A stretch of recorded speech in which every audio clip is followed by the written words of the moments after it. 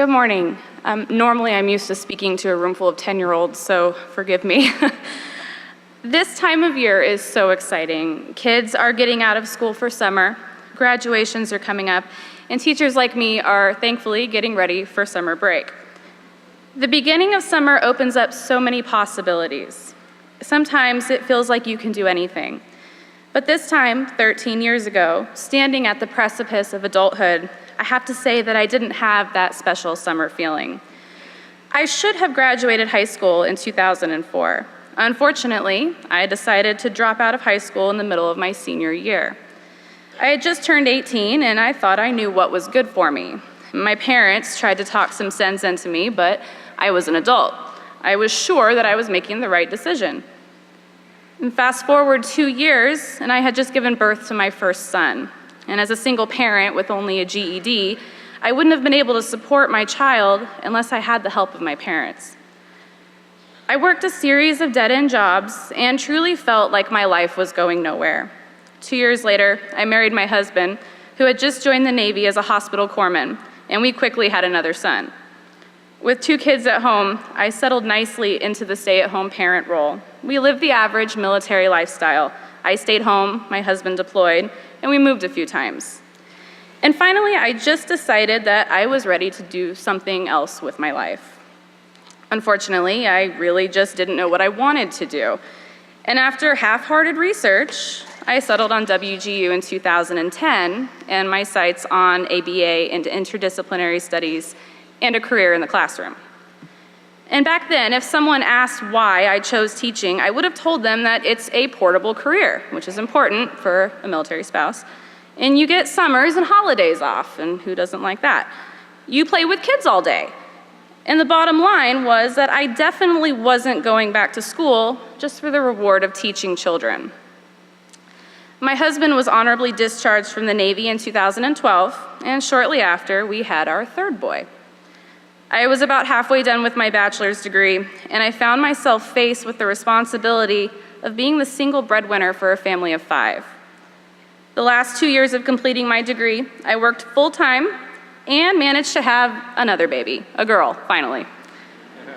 That puts us up to 4 children if you've been counting. In November of 2014, I received my bachelor's degree, and immediately I was able to secure a teaching position here in Las Vegas, and was unfortunately unable to attend my graduation ceremony. 6 months later, I returned to WGU to pursue my master's degree in curriculum and instruction, and now here we are. I have been in college continuously for 7 years. That is a lot of task stream stalking. Once I was in the classroom, I quickly realized that teaching wasn't just summers off and playing with kids all day. Teaching is exhausting and sometimes very defeating. You care about your students so much more than you ever realize. They're your kids in your classroom, and they will always be your kids even after you leave. Every day, I acknowledge that my students will someday grow up to be lawyers, doctors, electricians, or maybe even teachers like me. I listen to their problems, I give them advice, and sometimes I'm the only person in their lives that gives them a stable environment or something to eat that day. I may not have decided to become a teacher for the right reasons, but I now know that teaching is what I was meant to do. 13 years later, this high school dropout is finally participating in her first graduation ceremony with a Master of Science in Curriculum and Instruction degree.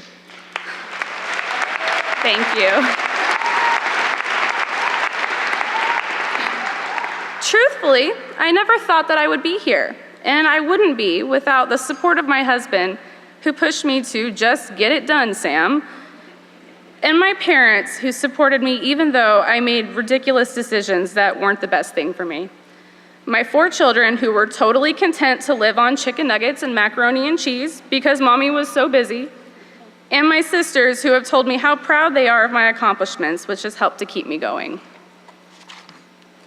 In conclusion, I know that my story isn't more special or more exciting than anyone else's. In fact, knowing the demographics of students that attend WGU, I imagine that some of your stories are very similar to my own. Anyone could have come up here to share their journey with WGU, and that's what I think is so motivating. I am a normal, everyday person, just like most of you, and WGU gave me the tools that I needed for a career, for a life, and for that, I will be forever grateful. But I also know that WGU has given all of you these same tools.